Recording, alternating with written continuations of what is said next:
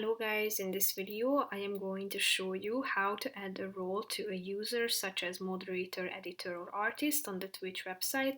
But first I just want to mention, don't forget to subscribe to my channel because at 10,000 subscribers I am going to show you my whole YouTube revenue statistics and growth strategy, how to make money online. Now let's jump into it. First of all, you should open the website on your device and tap on this profile icon in the upper right corner of the screen.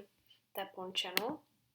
After that you should scroll down till you find the customize channel button on the right side. Tap on it and then go to this left side column and click on moderation.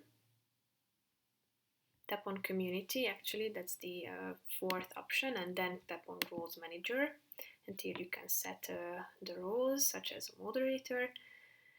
And then click on this add the role button in the middle of the screen. So here you should use the search bar and type in the name of that user to whom you would like to assign a role.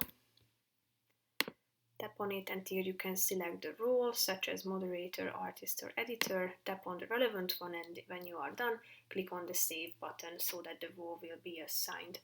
That's pretty much it for this video guys. See you in the next one. Bye bye.